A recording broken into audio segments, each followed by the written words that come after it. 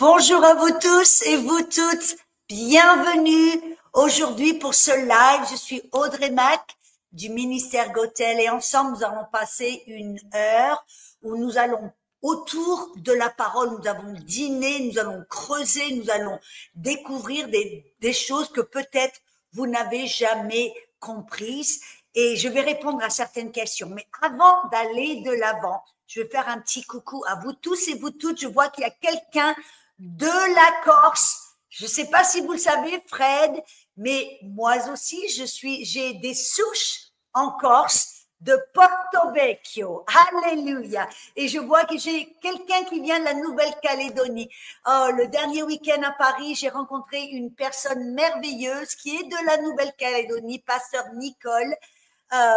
Et bienvenue à toi, Kouma, de la Nouvelle-Calédonie. Nous avons une sœur, Anne-Camille de Lyon. Alléluia. Et commencez à nous faire savoir d'où vous nous rejoignez. Ça va nous aider. Moi, ça va me faire plaisir. Je viens de découvrir que Fred, alléluia, était de la Corse. Alors, ça m'a fait chaud au cœur tout au début de ce live. Et alors, faites-nous savoir d'où vous nous rejoignez. Amen. Et aussi, si vous pourriez, vraiment, ça me ferait plaisir et ce serait super si vous pourriez contacter un ami, une ou deux ou trois personnes, leur faire savoir que ce live va commencer, que ce soit par un petit coup de téléphone ou que ce soit avec un texte, un email ou frapper à la porte de votre voisine, bref, propager la bonne nouvelle. Même après ce live, vous savez qu'il sera sur les médias sociaux en replay. Alors, vous pouvez aussi partager ce live avec d'autres personnes qui pourront aussi le regarder plus tard, si peut-être ils sont au boulot ou ils sont au milieu en train de faire quelque chose d'important. Bref, c'est important, j'ai besoin de votre aide, vraiment, pour partager cette bonne nouvelle et nous pouvons le faire ensemble. Et d'abord, merci d'être avec nous. Pour vous qui avez choisi de passer un petit moment avec nous, il y a quelqu'un, Vincent. Ah, Vincent est un de nos partenaires de la France à Nîmes. Alors, bonjour Vincent, ça me fait plaisir de voir votre visage. Alléluia. Nous avons quelqu'un de Limoges, du Québec, de l'île Maurice. Bianca, bienvenue encore. Alléluia. Bernadette, bienvenue. Agnès, bienvenue. Donc, continuez à nous faire savoir d'où vous nous rejoignez. Alléluia.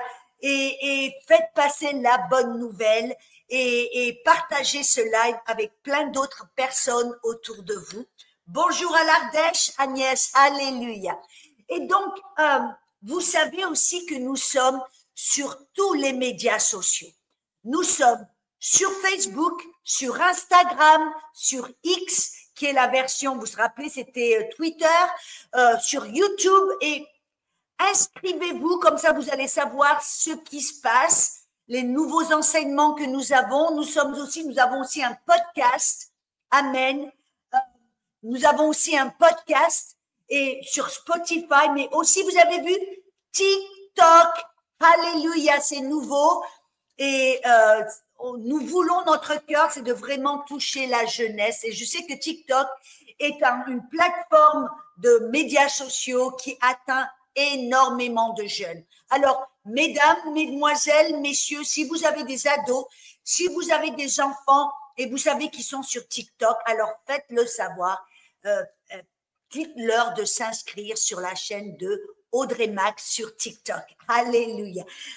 Nous voulons transférer le message et nous avons plein de petits messages tout courts, tout puissants qui vont les bénir. Ça, j'en suis sûre. Et donc, dans ce live-là, nous allons faire les choses un petit peu différemment. Vous savez que je commence toujours le live avec un témoignage et un enseignement. Mais pour ce live, nous allons répondre à des questions. Et si vous vous posez la question, est-ce que je peux poser une question maintenant? Je veux vraiment vous encourager d'aller dans les commentaires plus tard et de mettre votre question. Je vais y répondre plus tard. Mais aujourd'hui, j'ai choisi de répondre à des questions qui m'avaient été posées. Mais je pense que ça fait quelques semaines de cela, dans un dernier live, et des questions à laquelle je n'avais pas pu répondre. Et je veux prendre le temps d'y répondre aujourd'hui. Il y a une question qui nous vient de Arnaud. Et Arnaud a une question qui est très pertinente. Merci de cette question, Arnaud. Il dit, j'ai une question à vous poser. Et si je me rappelle bien, j'avais parlé à Arnaud, je sais pas si je l'avais rencontré, il lui avait envoyé un email, mais bref, il nous avait posé une question au sujet du baptême de l'eau. Et vous m'avez dit que le baptême n'était pas obligatoire, que c'était une œuvre. Mais qu'en est-il de Marc 16, 16, celui qui croira et sera baptisé sera sauvé, ou encore Jean 3, 5. Si un homme ne naît d'eau et d'esprit, il ne peut rentrer dans le royaume de Dieu. Ne vous êtes-vous pas trompé en disant que si on ne se fait pas baptiser et que l'on croit, on ira au paradis? Merci de votre réponse. Alors, Arnaud, je vais prendre un petit peu de temps, pas mal de temps, pour répondre à cette question. D'abord, un grand merci pour cette question. Et j'ai pris un peu de temps pour y répondre parce que je ne voulais pas le faire à la légère. Je sais qu'il y a de nombreuses personnes souvent qui me posent cette question.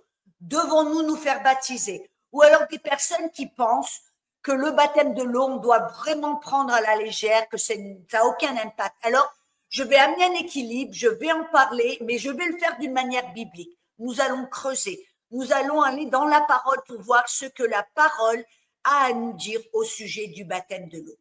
Vous savez d'ores et déjà, dans Hébreux chapitre 6, verset 2, on voit que l'auteur du livre des Hébreux, moi je pense personnellement que c'était Paul, mais cela n'est pas prouvé. Il a parlé de la doctrine des baptêmes, ce qui nous montre qu'il y a plusieurs baptêmes. Il n'y a pas que le baptême de l'eau. Et on voit au travers des Écritures qu'il y a à peu près 7 différents baptêmes. Mais aujourd'hui, je vais parler vraiment des baptêmes qui nous concernent pour notre nouvelle alliance. Et la parole baptême, c'est la parole grecque baptizo. Baptizo qui veut dire plonger, immerger dans l'eau ou sous l'eau. Donc, le baptême qui dit on fait quelques petites gouttes dessus, ce n'est même pas vraiment biblique. La parole baptême dit qu'on est plongé, immergé. Alors, on a vu déjà, je voudrais parler du baptême de Jean-Baptiste, qui aussi était un baptême de l'eau. On voit dans Acte 19, versets 1 à 5, Luc a parlé et il a dit que Jean a baptisé du baptême de repentance, disant au peuple de croire en celui qui venait après lui, c'est-à-dire en Jésus. Et sur ces paroles, ils furent baptisés au nom du Seigneur Jésus. Alors là, ça nous parle du baptême de repentance. C'était le baptême de Jean-Baptiste. Et c'était un baptême de l'eau. Mais ce baptême était essentiellement pour préparer la voie. Vous vous rappelez Jean le Baptiste? Déjà, Baptiste, c'est celui qui baptisait, celui qui plongeait, immergeait. Amen. Vous vous rappelez Jean-Baptiste, le prophète Ésaïe avait même prophétisé, et je crois que ça se trouve dans Ésaïe 40, il dit « Une voix crie, préparez au désert le chemin de l'Éternel, aplanissez dans les lieux arides une route pour notre Dieu, que toute vallée soit exaucée, que toute montagne et toute colline soient abaissées, que les coteaux changent en plaine. » Bref, il parlait de celui qui viendrait avant le Messie pour aplanir le terrain, pour élever ceux qui étaient humbles, pour rabaisser ceux qui étaient dans l'orgueil, bref, pour aplanir le chemin, préparer la voie du Messie. En d'autres mots, si vous vous rappelez bien, ce baptême d'eau de Jean le Baptiste était un baptême de repentance, comme on vient de voir, où c'était pour ceux qui voulaient se repentir de leurs péchés, amen, et ceux qui étaient prêts et disposés à à accepter le Messie qui allait venir. Et de cette manière, Jean le Baptiste a planifié ou préparé la voie pour Jésus-Christ. Et on voit ces passages du baptême de Jean le Baptiste, amen, se trouvent dans Matthieu 3, Marc 1, Luc 3 et Jean chapitre 1. On voit le baptême de repentance, mais ce baptême de Jean le Baptiste, ce baptême de repentance était en vigueur avant le Messie. C'était pour préparer le Messie, et après que le Messie soit venu, après que Jésus ait fait son œuvre sur la croix, le baptême de repentance ou le baptême de Jean-Baptiste n'était plus en vigueur. C'était maintenant le baptême de Jésus en sa mort. Il y a ce baptême où nous sommes baptisés dans le corps de Christ. C'est un baptême de mort à nous-mêmes et de vie en Jésus-Christ. Amen. Ce baptême dans la mort de Jésus-Christ, ce baptême en Jésus-Christ et dans le corps de Jésus-Christ se trouve dans Romains chapitre 6, versets 3 à 4. Écoutez bien ce verset. Ignorez-vous que nous tous qui avons été baptisés en Jésus-Christ, c'est en sa mort que nous avons été baptisés. Nous avons été ensevelis avec lui par le baptême en sa mort, afin que comme Christ est ressuscité des morts par la gloire du Père, de même, nous aussi, nous marchions en nouveauté de vie. Alors, en fin de compte, dans ce baptême en Jésus-Christ, ce baptême de mort en Jésus-Christ, qu'est-ce que ça veut dire véritablement? Que nous choisissons de donner notre vie à Jésus, de mettre notre foi en Jésus-Christ. Et on voit dans Galates 2, 20, Paul dit, ce n'est plus moi qui vis, mais c'est Christ qui vit en moi. Il dit, j'ai été crucifié avec Christ. Et donc, on voit que dans ce baptême, nous devons apprendre d'abord à nous repentir, à choisir de nous tourner de notre vieille vie et d'aller vers Christ, d'accepter Christ. Et alors là, on est immergé, on est plongé en Christ. On devient un membre du corps du Christ. C'est ce baptême en Christ, ce baptême de mort en Christ. Amen. Où nous sommes morts, car nous sommes crucifiés, notre vieille vie, notre vieille nature, notre vie de péché est crucifiée, mort en Christ au travers de l'œuvre de Jésus sur la croix. Et nous sommes ressuscités en Christ, avec Christ, pour une vie nouvelle.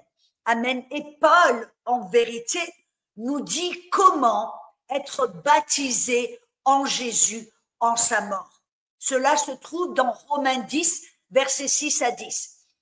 Je vais répondre à la question et je vais tout expliquer, mais là, je suis en train d'expliquer vraiment les différents baptêmes et nous allons à la fin comprendre ce baptême de l'eau, quel est son rôle, et si c'est quelque chose que vous et moi qui est obligatoire pour le salut, et si c'est quelque chose qui est optionnel ou qui est obligatoire, nous allons le découvrir.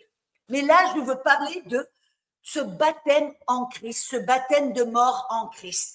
Paul nous dit comment mourir à nous-mêmes et comment être baptisé en Christ pour devenir un membre du corps du Christ. Romains 10, versets 6 et 10 nous dit, voilà comment je parle de la justice qui vient de la foi. Ne dis pas en ton cœur qui montera au ciel, c'est en faire descendre le Christ, ou qui descendra dans l'abîme, c'est faire remonter Christ d'entre les morts. Que dit-elle donc? La parole est près de toi, dans ta bouche et dans ton cœur. Or, c'est la parole de la foi que nous prêchons, que si tu confesses de ta bouche le Seigneur Jésus, et si tu crois dans ton cœur que Dieu l'a ressuscité des morts, tu seras sauvé. Car c'est en croyant du cœur qu'on parvient à la justice, en confessant de la bouche qu'on parvient au salut. Là, on voit que la Bible est claire. On est sauvé, non pas au travers du baptême de l'eau, mais nous sommes sauvés au travers de ce baptême en Jésus, en sa mort. C'est-à-dire que quand on croit dans notre cœur que Jésus est le Fils de Dieu, qu'il est mort, qu'il est ressuscité des morts et que l'on le confesse de notre bouche, nous serons sauvés. Point à la ligne. Vous savez, dans Éphésiens 2, chapitres 8 et 9, qui nous dit que le salut est seulement par la grâce, par la foi en Jésus-Christ, et non par les œuvres d'aucune sorte, même pas au travers du baptême. Mais avant de me jeter des pierres, attendez jusqu'à la fin, je vais tout expliquer. Et vous savez que Tite, chapitre 3, verset 5, nous réaffirme la même vérité.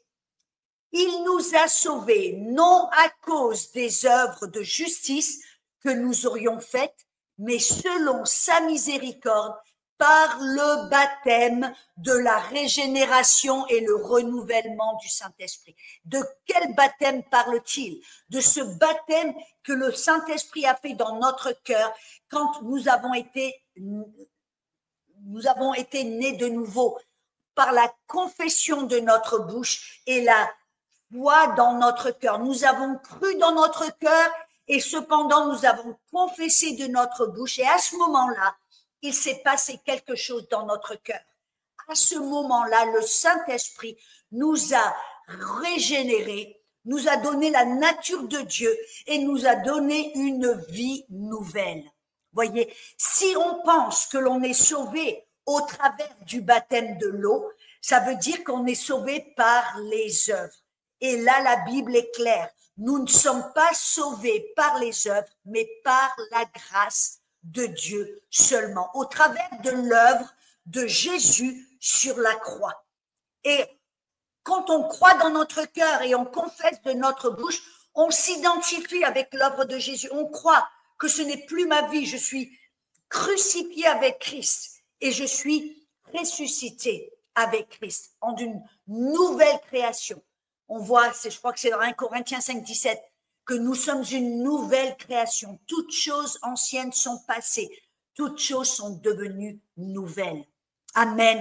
C'est quelque chose de très important à savoir. Nous sommes sauvés par la grâce et non pas par des œuvres quelconques. Nous avons des exemples bibliques de cela. Vous vous rappelez dans Luc 23, 43, Jésus est sur la croix. Il est entre deux brigands. Il y en a un qui le rejette et il y en a un qui dit, Jésus, il a même parlé contre l'autre brigand qui lui dit, mais n'as-tu pas de crainte de Dieu en toi? Ne peux-tu pas voir que cet homme est un homme de Dieu? Et amen. Et à ce moment-là, il a dit à Jésus, rappelle-toi de moi quand tu vas dans ton royaume. Et qu'est-ce que Jésus a répondu? Je te le dis en vérité, Luc 23, 43. Aujourd'hui, tu seras avec moi dans le paradis. Question, est-ce que cet homme qui était cloué sur la croix, qui a confessé, qui a cru dans son cœur et qui a confessé que Jésus était Dieu, a-t-il passé par un baptême de l'eau? Non, il n'a pas eu le temps d'avoir le baptême de l'eau. Et pourtant, Jésus lui a dit aujourd'hui, en d'autres mots, tu es sauvé, tu seras avec moi au paradis. Et on voit là que cet homme qui a mis sa foi en Jésus, qui a confessé sa foi en Jésus publiquement, amen, a été sauvé. Et Jésus lui a confirmé qu'il allait être avec lui au ciel. Et on voit que cet homme n'a pas été baptisé dans l'eau. Et pourtant, Jésus l'a dit, que cet homme était sauvé. On voit un autre exemple dans Acte 11, Corneille. Corneille et sa famille aimaient Dieu. La Bible dit qu'il craignait Dieu. Il donnait des offrandes pour le peuple de Dieu, pour la synagogue. C'était un homme qui priait, qui jeûnait, qui avait la crainte de Dieu, l'amour de Dieu en lui. Et un ange lui est apparu qui lui a dit, va dans telle ville, dans telle rue, frappe à telle porte, tu vas rencontrer Simon et il va te dire ce que tu dois faire. Et là, tout d'un coup, vous rappelez l'histoire, Simon qui était sur le toit, qui avait faim, il a rentré dans une transe, il a vu une nappe avec des animaux qui étaient impurs, et là, Dieu lui a dit, n'appelle pas impur ce que moi, j'appelle pur. Et immédiatement, il y a eu pop, pop, pop, des coups à la porte où des serviteurs de Corneille étaient à la porte. Pierre est parti avec eux, les voilà maintenant dans la maison de Corneille. Corneille a invité toute sa famille, quelques amis, et voilà, la Bible nous dit que Pierre a commencé à parler et à partager le salut en Jésus-Christ. Et il s'est passé quelque chose d'intéressant. Tout d'un coup, ils ont tous été remplis du Saint-Esprit. Et on voit que là, ils ont reçu le baptême dans le Saint-Esprit, un autre baptême dans lequel je parlerai un petit peu plus tard. Mais on voit quelque chose de puissant. Corneille, sa famille et ses amis ont entendu la bonne nouvelle et au travers de leurs actions, au travers de leurs paroles, au travers de ce qu'ils ont fait, qu'ils ont invité Pierre, ils avaient la foi en Jésus-Christ, ils ont accepté Jésus-Christ et immédiatement, ils ont été remplis du Saint-Esprit, ce qui est une preuve qu'ils étaient sauvés. Et j'en parlerai plus tard, qu'on ne peut pas recevoir le Saint-Esprit, le baptême dans le Saint-Esprit, sans avoir d'abord été sauvé. Et là, on voit que Corneille et sa famille et ses amis étaient sauvés, même sans avoir été baptisés dans l'eau. Cependant, j'en suis sûre que plus tard, Pierre a fait le nécessaire que Corneille et sa famille fassent le baptême dans l'eau. Et donc, je veux en parler maintenant de ce baptême dans l'eau. Pourquoi est-ce que Dieu nous a commandé de faire le baptême dans l'eau? Le baptême dans l'eau est actuellement l'expression visuelle et publique et concrète de ce qui s'est passé dans notre cœur. C'est une déclaration publique, amen, de notre foi en Jésus-Christ. Amen. En fin de compte, ça symbolise ce baptême dans l'eau, ce qui s'est passé en nous. Vous vous rappelez, j'ai dit que quand on reçoit Jésus, il se passe quelque chose dans notre cœur.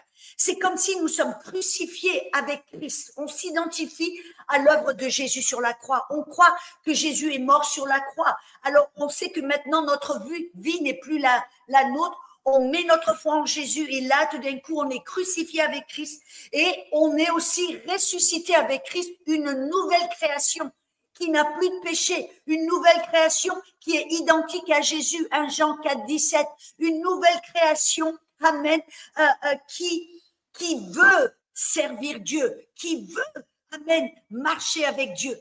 Et en fin de compte, qu'est-ce qui se passe? C'est ce que le Saint-Esprit a fait, cette œuvre de régénération, de recréation. Nous sommes une nouvelle création. Quand on fait le baptême de l'eau, c'est en fin de compte une déclaration publique devant tout le monde de ce que Dieu a fait en nous, dans notre cœur. Et ça veut dire qu'on prend on n'a pas peur. Ça veut dire que vous vous rappelez la parole que Jésus a parlé dans Luc 9, il dit, quiconque aura honte de moi et de mes paroles, le Fils de l'homme aura honte de lui quand il viendra dans sa gloire et dans celle du Père et des anges saints. Qu'est-ce que Jésus disait? Que vous et moi, nous devons prendre une position en Jésus, c'est-à-dire que publiquement, on ne doit pas avoir honte de Jésus comme notre Sauveur, comme notre Seigneur. Et ce baptême dans l'eau, c'est ce qui nous permet de faire cela. Ce baptême de l'eau, c'est une déclaration publique visuelle de ce que le Saint-Esprit a déjà accompli dans notre cœur. Ça veut dire que quand on ose faire le baptême de l'eau devant les autres, devant les gens, on s'identifie avec Christ. On déclare, je suis crucifié avec Christ quand on est sous l'eau. On est mort avec Christ. Ce n'est plus ma vie, ce n'est plus mon opinion, ce n'est plus ma façon de faire les choses. Je suis crucifié avec Christ. Et quand on ressort de l'eau, on déclare, je suis ressuscité avec Christ. Je suis une nouvelle création. Et très souvent, je vous dois dire la vérité, ce baptême dans l'eau est tellement puissant parce que tout d'un coup, on prend conscience de ce qui s'est passé à l'intérieur. Cette œuvre de régénération qui est à l'intérieur, que des fois des gens ne comprennent pas ou ne prennent pas conscience, tout d'un coup, au travers du baptême de l'eau, on voit. C'est comme une illustration. C'est comme un film vivant où on se dit tout d'un coup, wow, c'est vrai, je suis mort avec Christ. Je suis ressuscité en Christ. Ce n'est plus moi qui vis, c'est Christ qui vit en moi. Et cette vie que je vis dans la chair, je la vis maintenant par la foi du Fils de Dieu qui m'a aimé, s'est donné lui-même pour moi. Galates 2:20. Vous voyez, le baptême de l'eau, c'est quelque chose de tellement puissant. C'est un acte symbolique représentant ce que le Saint-Esprit a fait à l'intérieur de nous, l'œuvre du Saint-Esprit dans le cœur du croyant. Et donc, le baptême de l'eau, ce n'est pas ce qui va vous sauver, mais le baptême de l'eau, c'est ce qui va vous permettre de faire cette déclaration publique que vous n'avez pas honte de Christ, que vous êtes mort avec Christ, vous êtes ressuscité avec Christ et maintenant vous vivez cette vie pour Christ.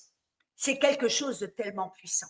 J'espère que vous pouvez voir la différence, que vous pouvez comprendre cet acte, le baptême de l'eau est quelque chose qui ne va pas vous sauver, mais qui va déclarer publiquement et même pour vous-même que vous êtes sauvés, que vous êtes une nouvelle création, que vous êtes mort à vous-même et vivant pour Christ et en Christ. Amen. Alléluia. C'est quelque chose, et je vais dire, et j'aimerais rajouter, le baptême de l'eau ne va pas vous sauver, mais c'est un commandement de Dieu. Et moi, si Dieu nous commande d'être baptisé de l'eau, alors c'est quelque chose que je vais faire. Je vais obéir à cette ordination. Je vais obéir à ce commandement parce qu'apparemment, il y a quelque chose de tellement puissant dans cet acte public qui va vous séparer du monde, qui va vous faire prendre conscience que vous êtes une nouvelle création, que votre vie n'est plus la vôtre, mais elle appartient à Dieu. Et ça va faire quelque chose de puissant. Et donc, je veux vous dire, et je vais finir cette question en disant, non, le baptême de l'eau, ce n'est pas ce qui va vous sauver, c'est votre foi en Jésus-Christ qui va vous sauver. Et cette confession de foi qui va affirmer ce qui s'est passé dans votre cœur et qui va activer ce salut. Mais je voudrais vraiment vous encourager, si vous êtes né de nouveau, vous allez et faites le baptême de l'eau. N'hésitez pas à le faire. Faites-le. C'est un commandement de Dieu. Alors pourquoi pas? Et vous allez voir que tout d'un coup, vous allez gagner un certain courage, une certaine hardiesse. Moi, souvent, je vois les gens, et c'est un premier pas. Amen. Parce que je vois souvent les gens ont peur de partager Jésus avec les autres, ont peur, et vous devez briser cette peur. Et faire ce baptême de l'eau va briser cette peur. Où vous allez publiquement annoncer aux autres que vous avez pris la décision de mourir avec Christ, que vous avez donné votre vie à Christ, que votre vie maintenant lui appartient. Et je veux vraiment, et si vous dites, ah non, moi je veux pas, alors vous devez vous poser la question, est-ce que je suis vraiment sauvé? Rappelez-vous, ce n'est pas le baptême qui va vous sauver, mais pourquoi pas obéir au commandement de Dieu? Pourquoi pas oser prendre courage et refuser d'avoir honte de Jésus? Pourquoi refuser de le faire? Si vous refusez de prendre le baptême de l'eau, alors vous devez vous arrêter et vous poser la question, est-ce que je suis vraiment sauvé? Point d'interrogation. Alléluia. Voyez comme c'est puissant. Et j'espère, Arnaud, que cela a vraiment répondu à ta question. J'espère que tu peux comprendre maintenant l'équilibre et que nous sommes dans la foi, pas dans les œuvres. Et pourtant, notre foi va produire certaines œuvres. Et notre foi en Jésus-Christ va produire une certaine œuvre. Une expression de notre foi, c'est « je vais choisir de faire le baptême de l'eau ». Alléluia. Amen. Amen et amen. J'espère que cela a vraiment répondu à cette question. Et je pense que oui. Moi, je veux dire, franchement, quand j'ai commencé à creuser, à rechercher, à regarder tout ça, j'ai été bénie de découvrir toutes ces vérités. Amen. Alléluia. Et je voudrais maintenant venir à la question numéro 2. C'est la question, c'est anonyme. Donc, Madame l'anonyme ou Monsieur l'anonyme, merci pour votre question. Comment connaître le cœur du Père? Oh là là, quelle belle question. Comment connaître le cœur du Père? D'abord, avant de commencer, je vais vous donner certains versets pour expliquer cette question, mais je voudrais aussi la supporter ce que je vais dire ou soutenir ce que je vais dire avec deux petits enseignements que j'ai faits que vous allez pouvoir trouver dans la case description en bas. J'ai fait un petit enseignement vitamine du cœur où je parle de aimer Dieu de tout notre cœur. Et j'ai fait aussi un enseignement que j'avais prêché au Québec, comprendre la véritable nature de Dieu. Très souvent, il est difficile de vraiment connaître le cœur du Père si on passe trop de temps dans l'Ancien Testament et qu'on regarde ce que Dieu avait fait pour le peuple d'Israël sous la loi. Et ça nous montre presque un Dieu qui est intransigeant, qui est sévère, qui est coléreux, qui est presque comme un perfectionniste qui exige la perfection. Et au travers de cet enseignement que j'ai prêché dans cette église, la véritable nature de Dieu, ça va vraiment vous expliquer certaines choses. J'ai aussi un enseignement sur vitamine du cœur ou comprendre le déluge. Et ça va expliquer pas mal de choses qui va vous permettre de comprendre le cœur de Dieu. Et quand on comprend le cœur de Dieu, il est beaucoup plus facile d'aimer Dieu, de marcher avec Dieu et de connaître le cœur du Père. Et vous savez, en d'autres mots, pour connaître véritablement le cœur du Père, ne passez pas autant de temps dans l'Ancien Testament, mais plutôt dans le Nouveau Testament. Pourquoi? Parce que vous vous rappelez dans Jean 14, verset 9, ça se trouve dans Jean 14, verset 9 à 11, où on voit où Philippe a parlé à Jésus en disant « Montre-nous le Père ». Et Jésus s'est arrêté, regardez, je peux m'imaginer que Jésus a regardé Philippe en disant « Mais Philippe, il y a si longtemps que je suis avec vous et tu ne m'as pas connu, Philippe. Ne sais-tu pas que celui qui m'a vu a vu le Père? Tu dis « Montre-nous le Père ». Ne crois-tu pas que je suis dans le Père et que le Père est en moi? Et les paroles que je vous dis, je ne les dis pas de moi-même, mais c'est le Père qui demeure en moi, c'est lui qui fait toutes les œuvres.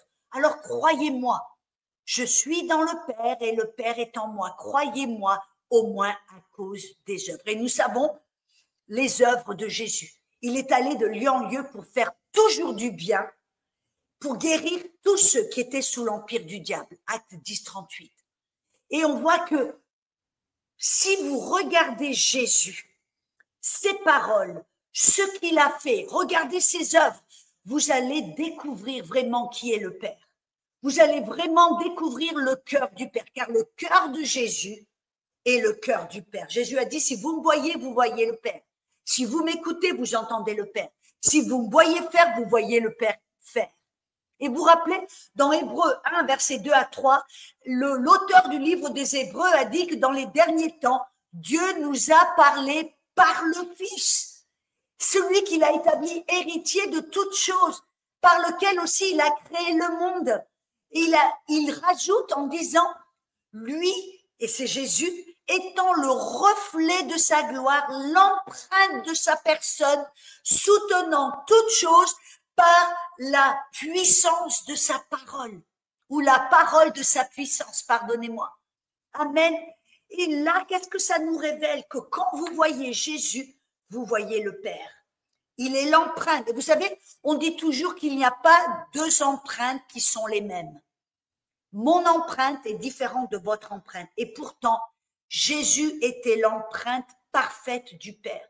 Quand vous voyez Jésus, c'était le Père. Quand vous entendez Jésus, c'était le Père. Quand vous voyez Jésus, c'était le Père. Donc, si vous voulez connaître vraiment le cœur du Père et marcher avec le Père, alors je t'encourage à passer du temps dans les évangiles, à regarder Jésus, à écouter Jésus, à observer Jésus. Et le plus tu comprends, tu apprends à connaître Jésus, le plus tu apprends à connaître le Père, parce qu'ils sont un. Amen, ils sont identiques, ils sont l'un dans l'autre. Amen. Père, Fils et Saint-Esprit. Alléluia. Donc, si tu veux connaître le Père, passe plus de temps dans les évangiles et imbibe-toi des paroles de Jésus. Imagine, regarde, lis, étudie ce que Jésus a dit et ce qu'il a fait. Et tôt ou tard, tu vas vraiment voir et connaître le cœur du Père. Et ce sera beaucoup plus facile d'aller vers le Père. Ce sera beaucoup. C'est vrai, j'avoue que des fois, on essaie de connaître le Père au travers d'un Père charnel ou de personnes qui personnifient le Père, comme nos pères naturels, comme peut-être certains pasteurs, bref, des personnes qui étaient censées représenter Dieu dans notre vie. Et si c'était des pères qui étaient abusifs, des pères qui étaient contrôleurs, des pères qui vous ont battu, qui vous ont abusé, qui vous ont peut-être violé, je ne sais pas. Certains des pères qui étaient absents, des pères qui étaient trop contrôleurs, bref, ça nous donne une mauvaise image du Père. Alors, comment changer cette image? Vous devez regarder à Jésus, écouter Jésus, observer Jésus. Et ça va petit à petit remplacer cette image d'un faux père, d'un père pervers, d'un père abusif, d'un père méchant, d'un père absent. Et vous allez devoir renouveler votre âme. C'est ce que Romains 12, versets 1 et 2 nous dit. Dans le verset 2, il nous dit « Soyez transformés, métamorphosés par le renouvellement de votre âme, de vos pensées, de votre mentalité, afin de connaître la volonté de Dieu qui est bonne, parfaite. Alléluia. Et vous allez tout d'un coup changer de vie, être transformé, métamorphosé. Amen. De petites chenilles, vous allez devenir un papillon. Et c'est de la même manière. Vous allez changer votre image du Père en passant du temps, en renouvelant votre âme, vos pensées, votre mentalité au sujet du Père, au sujet de Dieu, en regardant Jésus, car il est l'empreinte du Père. Ce qu'il dit, c'est ce que le Père dit. Ce qu'il fait, c'est ce que le Père fait. Il est l'empreinte parfaite, l'image du Père. Amen. Bref, j'espère que cela a vraiment répondu à votre question. Et voyez, moi je dis toujours, Jésus, il est la théologie parfaite du Père. Vous regardez à Jésus, vous voyez le Père. Vous écoutez Jésus, vous entendez le Père. Et vous ne voyez nulle part Jésus qui a été abusif, méchant. Il a toujours fait du bien. Il a toujours guéri. Il a des fois posé des questions qui étaient difficiles pour aider les personnes à exposer leur cœur afin de pouvoir être guéri ou pour pouvoir recevoir le pardon, pour pouvoir changer. Jésus allait toujours au cœur, au centre du problème. Alléluia. Mais Jésus était bon. Jésus était parfait. Il était le Père. Amen. Alléluia. Question numéro 3. Êtes-vous prête? Ah, ça va être puissant. Un chrétien qui a reçu le don de parler en langue est-il né de nouveau automatiquement? Alors ça, c'est une Isabelle. Merci pour ta question. Très bonne question. J'y ai quelque peu répondu en parlant du baptême de l'eau. Et vous rappelez Corneille et sa famille.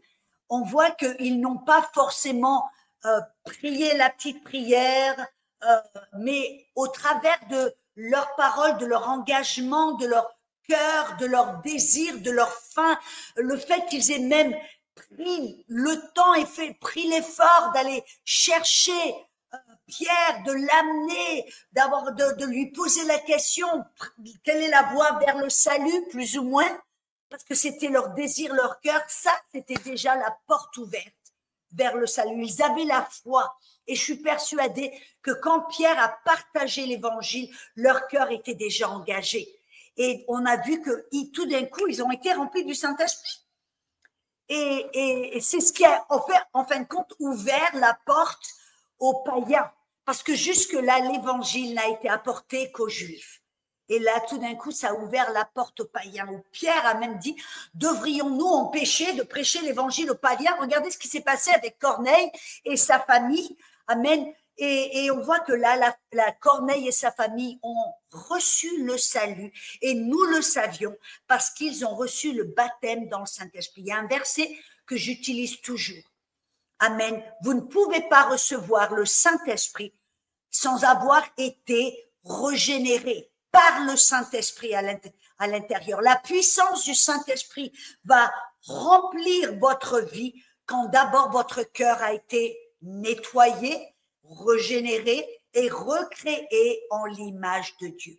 Rappelez-vous, Jésus a, en fin de compte, est le prototype et l'exemple. Quand il est allé dans la rivière du Jourdain et qu'il a demandé à Jean-Baptiste de le baptiser, et Jean-Baptiste a dit non, je ne suis pas digne, même pas de te délier les souliers. Et Jésus a dit non, fais cela afin de satisfaire toute justice. Et là, on voit que Jésus a montré ce que vous et moi, nous devrions faire. Jésus était saint. Jésus n'avait commis aucun péché. Jésus était Dieu. Amen. Pas dans sa chair, mais dans son esprit. Et c'est pour cela, il a montré qu'il pouvait être baptisé dans le Saint-Esprit. Et il a dû être baptisé dans le Saint-Esprit. Rappelez-vous, Acte 10, 38, comment Jésus de Nazareth a été oint du Saint-Esprit et de puissance. Et il est allé de lieu en lieu pour faire du bien et guérir tous ceux qui étaient sous l'empire du diable. On voit que Jésus était le Fils de Dieu. Alléluia. Et il a été rempli du Saint-Esprit. Et il n'a pas fait les œuvres et les miracles parce qu'il était Dieu, mais parce qu'il était rempli du Saint-Esprit. Mais il devait être saint. Il devait être juste. Il devait être Dieu à l'intérieur afin de pouvoir recevoir le Saint-Esprit. Le Saint-Esprit ne remplit pas un vase qui est comment je pourrais dire, un vase qui n'est pas sans péché. Un vase, je vais reprendre ça parce que certains d'entre vous vous dites, Dieu ne peut pas utiliser quelqu'un si vous avez ce que je veux dire par là, ce qui est votre nature. Rappelez-vous 1 Jean 4, 17. Tel Jésus est, tel nous sommes dans ce monde. 1 Jean 3, 9. Nous sommes nés de Dieu et nous ne pouvons pas pécher car la semence de Dieu demeure en nous. C'est dans notre esprit. Notre esprit est identique à Jésus. Notre esprit est saint. Notre esprit est sans péché. Notre esprit ne veut pas pécher et ne peut pas pécher. Cependant, dans notre esprit, c'est la partie de nous que le Saint-Esprit a régénérée. Et après être né de nouveau, c'est quand on reçoit le salut, on est régénéré au travers du salut, amen, de notre foi et cette confession de foi. Alors là, le Saint-Esprit peut vous remplir. Une image que j'utilise souvent, c'est vous devez nettoyer le frigidaire avant de le remplir. C'est ce que le Saint-Esprit a fait.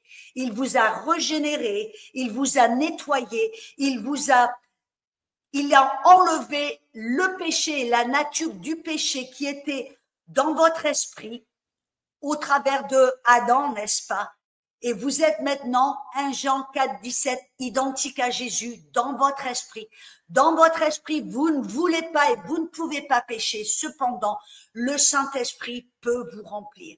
Et Jésus a dit, en d'autres mots, dans Luc 11, verset 13, il a dit, si vous, Père, vous savez donner de bonnes choses à vos enfants, à combien plus forte raison est-ce que le Père Céleste donnera le Saint-Esprit à ceux qui le lui demandent? En d'autres mots, Dieu doit être votre Père afin de pouvoir recevoir le Saint-Esprit. Si vous n'êtes pas un enfant de Dieu, que vous êtes, vous vous rappelez, Jésus a même dit, vous êtes de votre père le diable. Il parlait aux pharisiens. Votre père, c'est le diable. Amen. Et il a fait une comparaison. Amen. Il y avait ceux qui refusaient Jésus, qui étaient les fils du diable. Amen. Et ceux qui avaient accepté Jésus, qui devenaient des fils de Dieu. Et donc, si Dieu est votre Père, ça veut dire que vous avez reçu le salut. Et si vous avez reçu le salut, alors vous pouvez recevoir le baptême dans le Saint-Esprit, qui est la puissance du Saint-Esprit. J'espère, Florence, c'est Isabelle, pardon. J'espère, Isabelle, que cela a répondu à ta question. En d'autres mots, oui, tu dois être né de nouveau, d'avoir reçu Jésus comme Sauveur et Seigneur. Dieu doit devenir ton Père afin de pouvoir recevoir le Saint-Esprit. Amen. Et je le répète, comme je l'ai dit, ton frigidaire doit être nettoyé, tout propre. Amen. Afin que le Saint-Esprit puisse venir et demeurer en toi éternellement. Alléluia. Maintenant, on va passer à la question numéro 4. Ça va être dans le même cas. Nous allons juste aller un pas en avant. C'est Florence qui a posé, il dit, je n'ai pas encore expérimenté tout ce qui se dit sur le baptême du Saint-Esprit.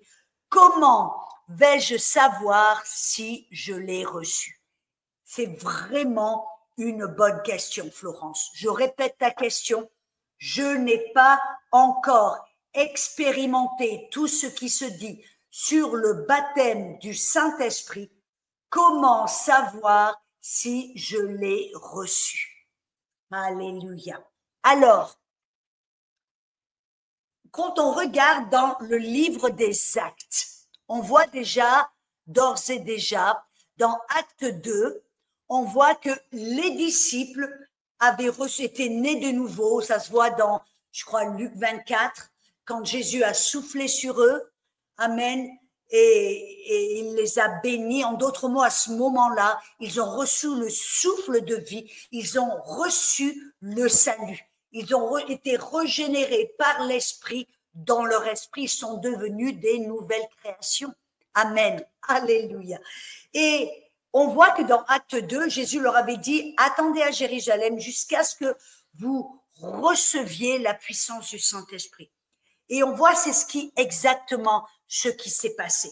Le jour de la Pentecôte, amen, dans Acte 2, Dieu avait fait une promesse au travers du prophète Joël. Il avait dit qu'il répandrait son esprit sur toute chair.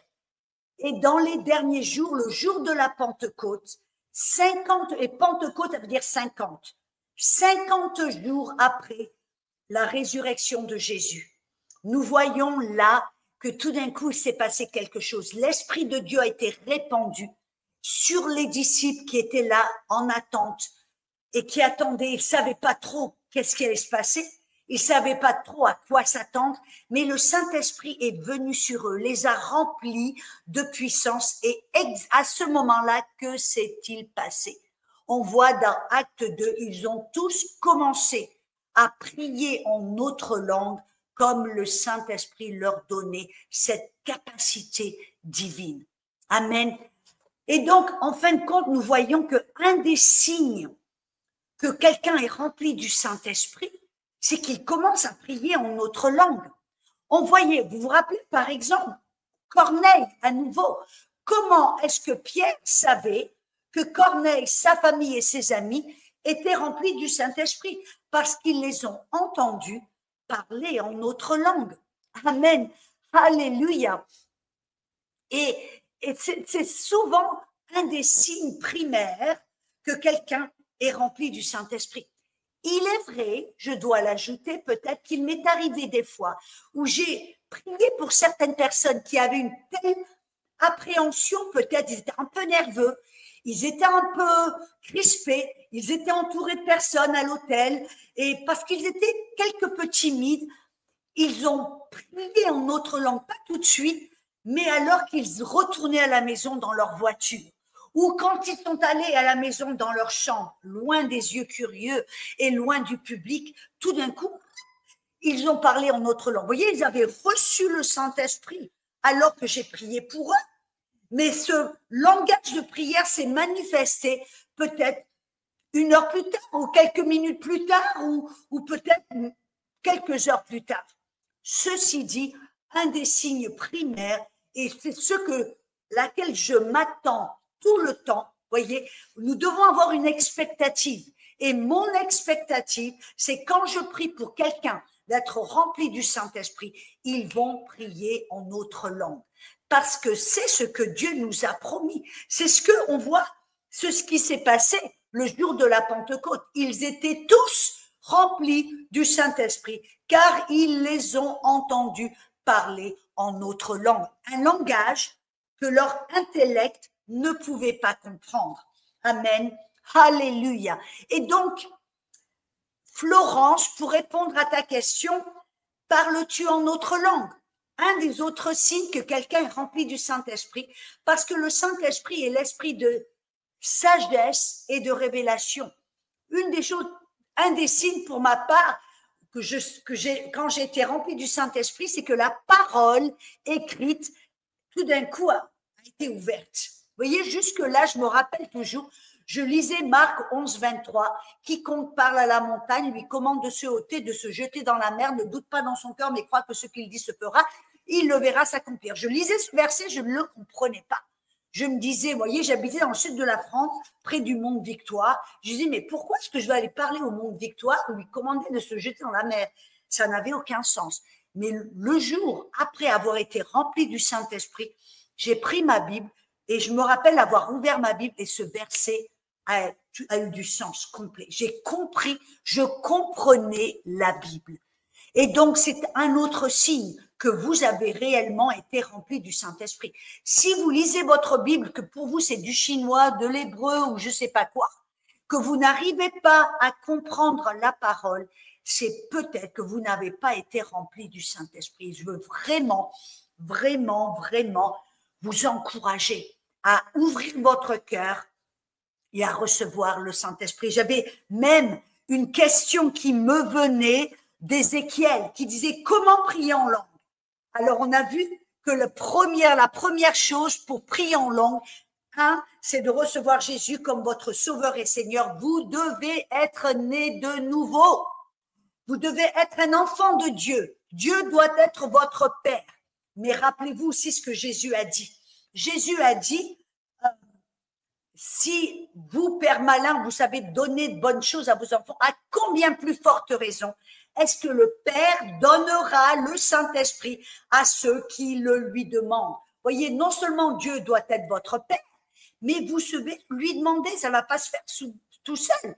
Vous devez avoir, non seulement demander, prier, Père, remplis-moi du Saint-Esprit, mais aussi avoir, c'est une question de cœur. C'est pas simplement, rappelez-vous, la foi. La foi, qu'est-ce que c'est? C'est croire. Le salut, comment est-ce que le salut vient?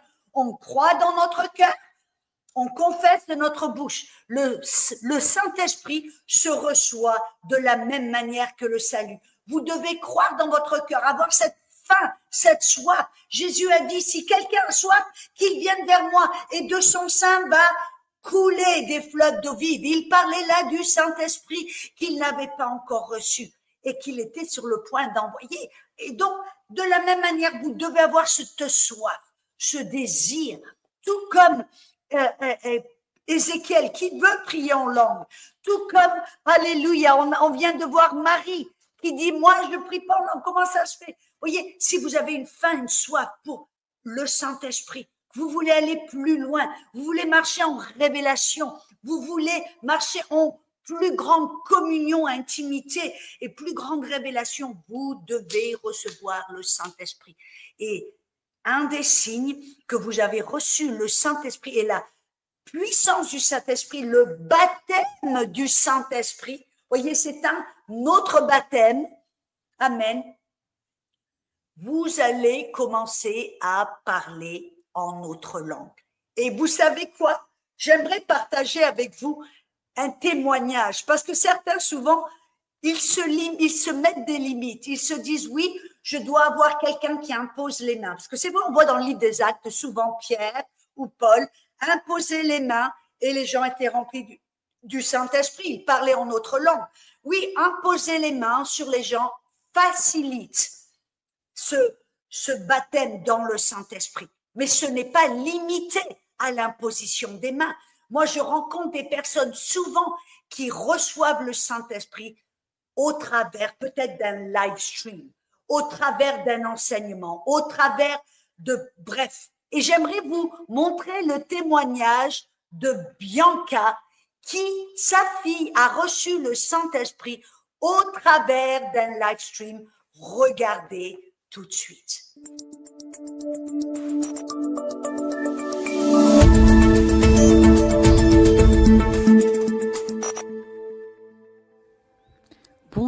je suis Bianca de l'île Maurice. En fait, ce témoignage est pour ma fille Léna qui est âgée de 13 ans. Ma fille Léna, ces derniers temps, m'accompagne très souvent à des conférences spirituelles où nous avons appris à prier l'Esprit Saint et à connaître l'Esprit Saint. Vu que moi je parlais déjà en langue, Léna à chaque fois me disait « Maman, je suis triste, je ne reçois pas le don du Saint-Esprit ».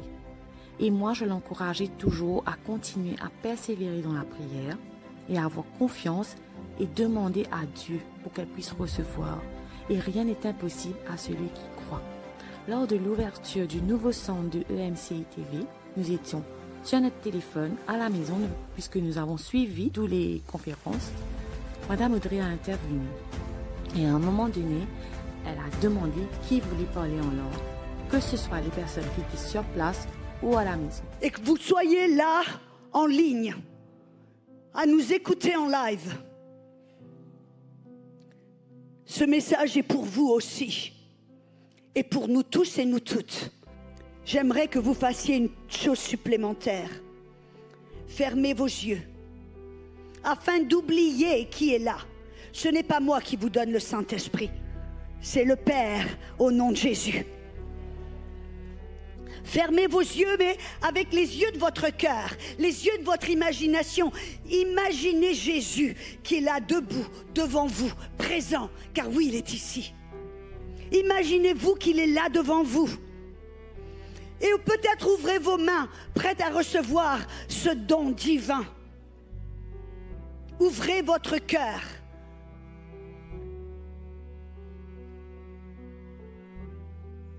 Vous aussi qui nous regardez, faites la même chose. Derrière votre écran, fermez vos yeux, ouvrez vos mains. Nous avons suivi les consignes de Madame Audrey et nous avons prié. Ma fille a fait le baptême du Saint-Esprit en ce jour et nous avons ressenti une joie immense. Nous étions en larmes. Et moi aussi, j'ai ressenti une grande délivrance quand Madame Audrey a dit que le Seigneur est en train de guérir plusieurs personnes. J'ai senti une souffrance extraordinaire sortir de moi et depuis ce jour, je suis dans une joie immense que je ne peux expliquer. Je voudrais remercier Madame Audrey pour tous les enseignements qu'elle envoie sur YouTube, sur Facebook. Cela m'aide beaucoup. Je veux rendre gloire à Dieu et lui dire merci pour ses bienfaits. Amen, amen, amen.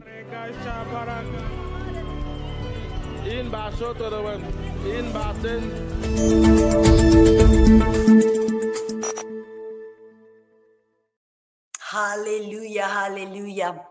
Voyez là qu'au travers d'un live, il n'y a aucune distance dans l'esprit. Amen. Vous pouvez voir même un message différé, une prière différée. Et si votre cœur désire le Saint-Esprit et que vous demandez au Père, il va vous remplir du Saint-Esprit. Rappelez-vous ce que Jésus a dit, parce que je sais que certains parmi vous, vous posez la question, est-ce que je vais recevoir un démon ou est-ce que je peux parler une langue qui est diabolique si j'ouvre mon cœur et que je commence à parler et je veux vraiment vous rassurer. Jésus a dit aux disciples, si vous, Père malin, amen, si vous demandez, votre enfant vous demande du poisson, allez-vous lui donner un scorpion. Si vous demandez du pain, allez-vous lui donner un serpent? Non, la réponse est non. De la même manière, libérez votre cœur de la peur, car la peur est le territoire du diable. Soyez dans la foi qui est le royaume de Dieu, car la Bible dit le royaume de Dieu n'est pas le manger, le boire, mais la paix, la justice, la paix, la joie dans l'esprit. Soyez dans l'esprit, dans la joie, dans la paix, en vous adressant à votre Père.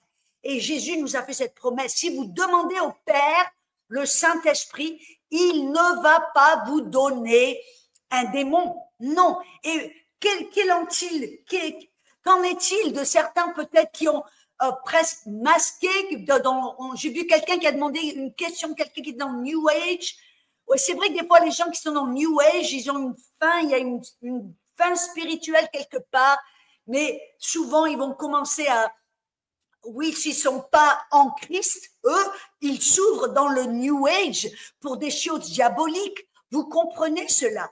Mais si vous êtes en Christ, vous êtes en Christ, vous vous adressez au Père, vous n'êtes pas le diable ne peut pas et ne va pas vous donner un démon. Alléluia. Voyez, dans le royaume de Dieu, les choses se font par autorisation. Et si vous êtes en Christ, et je réfère à cette personne dans le New Age, elle s'est ouverte au monde diabolique. Et bien sûr que peut-être elle a reçu un démon. Mais ce n'est pas votre cas. Si vous êtes enfant de Dieu, que Dieu est votre papa, votre Père céleste, que vous lui demandez le Saint-Esprit, il va vous donner le Saint-Esprit, vous remplir de sa puissance et vous donner un langage divin qui va changer votre vie. Et j'ai un enseignement sur ma page YouTube, les bénéfices du parler en langue. C'est quelque chose de tellement puissant.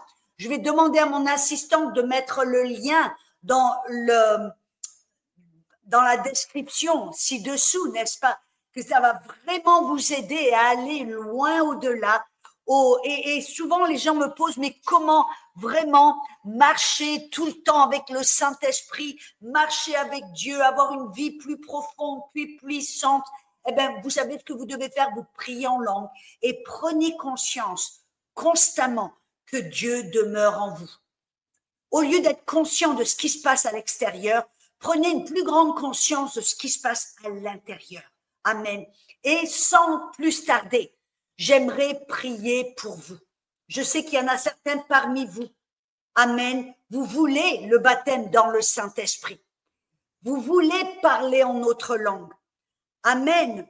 Alors, sans plus tarder, si vous n'avez pas reçu Jésus comme votre Sauveur et Seigneur, c'est ce que vous devez faire. Vous priez, Père céleste, je crois que Jésus est le Fils de Dieu. Je crois qu'il est mort sur la croix, qu'il a ressuscité les morts. Et je mets ma foi en Jésus-Christ et je le confesse comme mon Sauveur et mon Seigneur. Oui, ma vie t'appartient. Voyez, si vous donnez votre vie à Jésus, vous devenez un enfant de Dieu, un fils de Dieu. Alléluia. Jésus est le premier-né, mais vous êtes né à la suite, né de nouveau. Alléluia. Et maintenant, vous avez le droit légal et le droit spirituel de recevoir ce baptême dans le Saint-Esprit. Mais rappelez-vous, je veux aussi vous encourager. Si vous n'avez pas reçu le baptême dans l'eau, faites-le. C'est un commandement de Dieu. Et c'est quelque chose de tellement puissant qui va aussi vous impacter, qui va vraiment vous toucher, vous montrer quelque chose de puissant au sujet de votre nouvelle identité. Amen. Et donc, sans plus tarder, si vous voulez recevoir le Saint-Esprit, j'aimerais que vous souffliez un coup. Relaxez-vous. Ne soyez pas tendu, ne soyez pas crispé, ne soyez pas là. Non, attendez-vous. Fixez votre regard sur Jésus, car il est l'auteur et le consommateur de notre foi. Avec les yeux de votre cœur, imaginez-vous que Jésus est là, près de vous, peut-être assis à vos côtés. Alléluia. Et je vais vous aider à prier une prière, mais après la prière, voici quelque chose qui va vous aider. Vous allez être comme un enfant. Jésus a dit, Luc 17, verset 18, que dans le royaume de Dieu, on doit apprendre à recevoir comme un enfant. Un enfant, quand il entend papa et maman qui parlent, cet enfant veut parler. Qu'est-ce qu'il va faire? Il va ouvrir la bouche, n'est-ce pas? Et il va commencer avec des syllabes. Ça va être comme du bégaiement, du balbutiement. Mais rappelez-vous ce que Ésaïe 28, verset 11 a dit, avec des balbutiements et des langues étrangères, Dieu va parler à son peuple. Et c'est là le repos. Et il parlait de ce baptême dans le Saint-Esprit. Ça peut commencer comme des balbutiements. Alors, ce petit garçon, cette petite fille, entend papa et maman qui parlent et il va commencer à ouvrir la bouche et à parler. Et ça va être peut-être comme des balbutiements, ça va être peut-être comme des bégaiements, mais ouvrez la bouche. Ne restez pas la bouche fermée en attendant je ne sais pas quoi. Cédez. Alléluia. Et bien sûr, après, on va prier ensemble et vous ferez cela après la prière. Mais ne parlez pas en français, mais parlez en autre langue. Permettez à votre esprit, tout d'un coup, ça va être comme quelque chose qui veut monter. Vous ouvrez la bouche et vous commencez à parler. Ça va être comme des syllabes, des balbutiements. Et alors que vous cédez à ces balbutiements qui est sur le bout de votre langue, vous allez commencer à parler en autre langue. C'est aussi facile que ça. Vous n'allez pas comprendre d'une manière intellectuelle. Et cela, c'est bien. Amen. Ça va être une langue étrangère que vous ne comprenez pas. Une langue, un langage qui va parler directement au Père, qui va aller direct au trône de Dieu. Amen. Alors relaxez-vous, fermez les yeux, fixez votre regard sur Jésus avec les yeux de votre cœur. Ouvrez les mains, prêtes à recevoir. Et priez après moi, à haute voix, de tout votre cœur.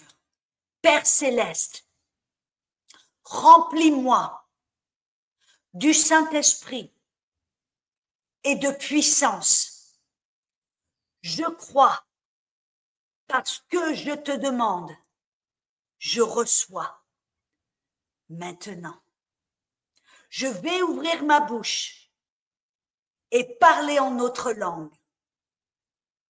Car Saint-Esprit, tu me donnes cette capacité. Saint-Esprit, je t'invite. Je veux être le temple du Saint-Esprit. Remplis-moi. Père céleste, merci.